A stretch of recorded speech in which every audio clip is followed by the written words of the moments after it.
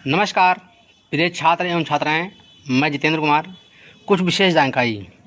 ये जो dictation video दी गई है इसमें अनुपम टाइपिंग बुक से दी गई है, जो पेज 19 से लेकर के पेज 42 तक की डिक्टेशन दी गई है, जिसमें आपकी 60 की स्पीड से लेकर के 100 की स्पीड तक दी गई है।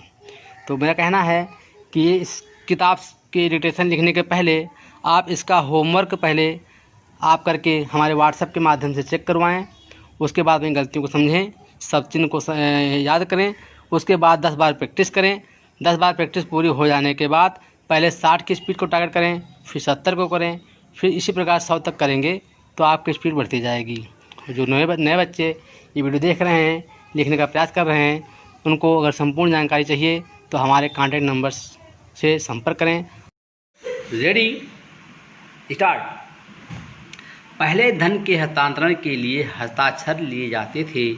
वैद्युतिक व्यवस्था में सिर्फ आंकड़ों और संकेतों से काम चल जाता है, जिन्हें सिर्फ धन हस्तांतरण करने वाला अफसर ही जानता है। कर्नाटक और तमिलनाडु की सरकारें आपस में ऐसे टकरा रही हैं जैसे वे दोनों एक ही देश की दो राज्य सरकारें नहीं, बल्कि दो देशों की आज़ाद सरकारें हों। उनके तेवर तो दो स्वतंत्र और संप्रभु सरकारों के तेवरों से मिलते जुलते हैं। पानी के सवाल पर जिस तरह इन सरकारों का रक्तचाप बढ़ रहा है, उससे एक बात तो साफ है कि उनकी आँख का पानी मर चुका है। उनका आचरण सद्भावना पड़ोसी राज्य सरकारों के समान न होकर संकुचित और संकीर्ण लड़ाकू पड़ोसियों की शैली लिए हुए है। कावेरी जल विवाद का फैसला करने के लिए केंद्र सरकार द्वारा नियुक्त न्यायिक आयोग की अंतरिम संस्तुति को नहीं मानने और ज़बरदस्ती मनवाने की परस्पर विरोधी जिदें लेकर प्रदेश व्यापी बंद और अध्यादेश जारी करने जैसी कार्यवाही से जो खुली लड़ाई शुरू हो गई है, उसकी आग अन्य राज्यों में भी फैल सकती है।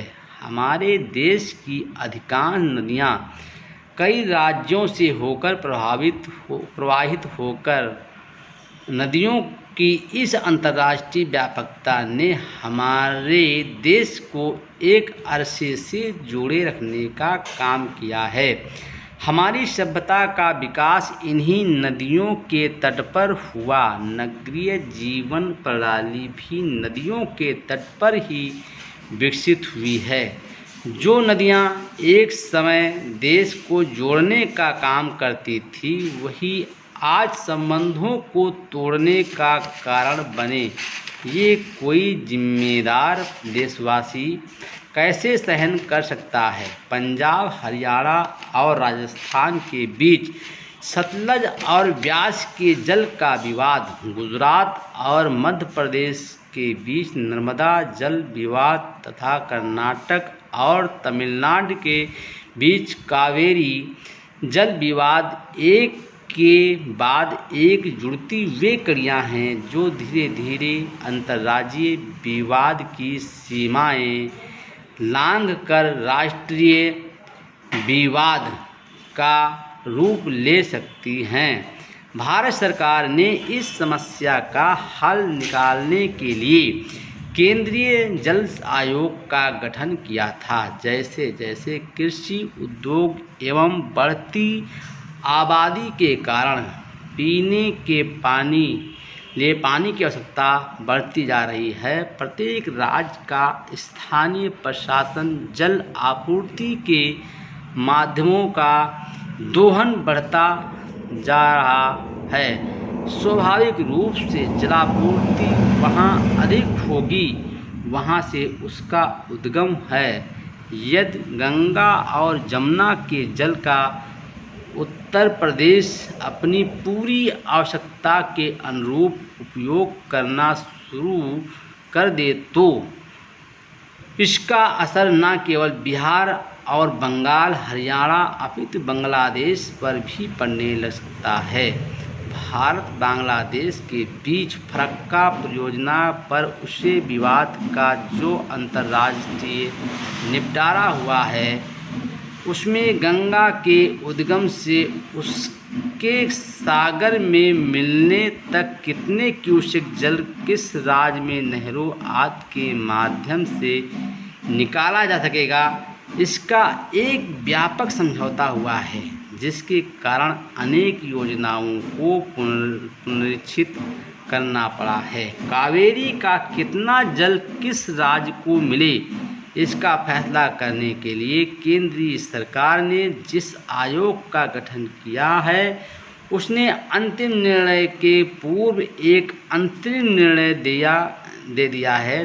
तमिलनाडु सरकार का दबाव है कि केंद्रीय सरकार इस फैसले पर अमल सुनिश्चित कराए। कर्नाटक सरकार चाहती है कि अंतिम फैसले तक पानी में ही पड़ा रहे। कर्नाटक में कांग्रेस की सरकार है, तमिलनाडु में अनामुक की सहयोगी सरकार।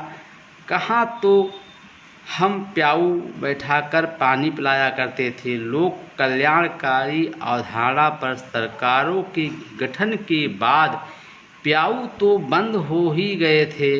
अब सरकारों ने एक दूसरे राज्यों को जलापूर्ति भी बंद करना शुरू कर दिया है ताकि पड़ोसी राज्य प्यासा मर जाए, उसकी खड़ी फसलें सूख जाएं। माननीय प्रधानमंत्री नरसिंह राव को कावेरी जल विवाद की उग्रता को रोकने और अंतर्राज्यीय नदियों के जल उपयोग के लिए सम्यक नीति निर्धारित करने की दिशा में तत्काल कदम उठाना चाहिए।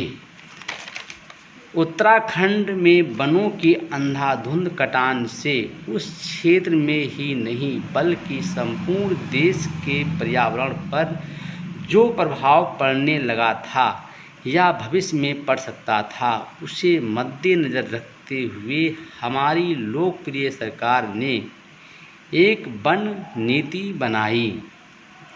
इस नीति के अंतर्गत वृक्ष लगाना सुनिश्चित किया गया था, परंतु उत्तराखंड से जो समाचार मिल रहे हैं उन समाचारों से ऐसा आभास मिल रहा है कि सरकार द्वारा बनाई गई नीति के तहत 1500 मीटर ऊंचाई वाले क्षेत्रों तक ही चीड़ के वृक्ष लगाना निश्चित किया गया था, मगर अब इससे भी ऊंचे स्थानों जैसे नंदासैर में सरकार ने चीड़ के पौधे लगाए हैं, जिसके कारण पहाड़ों पर चलने वाला चिपको आंदोलन नया मोड़ ले रहा है।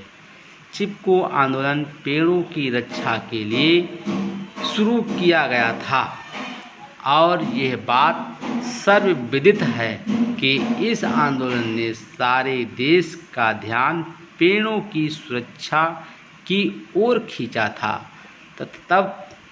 तथा अब यह आंदोलन इस बात की ओर देश का ध्यान खींच रहा है कि पेड़ों को लगाने में अक्ल की भी ज़रूरत होती है। चमोली के नंदासैर क्षेत्र में सरकारी वृक्षारोपण कार्यक्रम के तहत चीड़ के पौधे लगाने का भारी विरोध हो रहा है।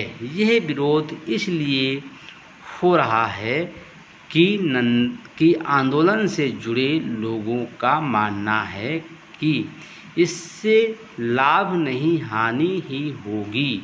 इस आंदोलन के कार्यकर्ता चाहते हैं कि ये पौधे 1500 मीटर से कम ऊंचे क्षेत्र में लगाए जाएं, अन्यथा वे स्वयं इन पौधों को उखाड़ कर निचले क्षेत्रों में रोपित करने के लिए सत्याग्रह करेंगे।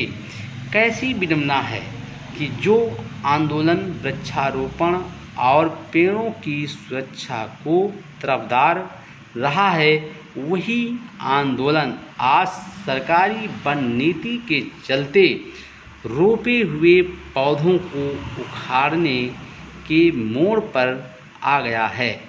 उनका उद्देश्य पावन है तथा यह बता रहा है कि आम की जगह बबूल बोने से कांटे ही चुभेंगे। सरकार को तुरंत इस ओर ध्यान देना चाहिए, अन्यथा पृथक उत्तराखंड की मांग चीड़ की आग को हवा देने लगेगी। प्रदेश के आर्थिक विकास में सिंचाई सुविधाएं सर्वाधिक महत्वपूर्ण भूमिका निभा रही है। प्रदेश की आय का सबसे बड़ा हिस्सा कृषि उपज से प्राप्त होता है और कृषि उत्पादन में वृद्धि सिंचाई सुविधाओं के विस्तार से ही संभव हुई है। यह सिंचाई सुविधाओं का ही चमत्कार है कि हमारा खाद्यान्न उत्पादन, जो पहली योजना के दौरान वर्ष 1955-56 में केवल 120.56 लाख मीट्रिक टन था, वो छठी पंचवर्षीय योजना के अंतिम वर्ष 1984-85 में 304.65 लाख मीट्रिक टन तक पहुंच गया। Full stop.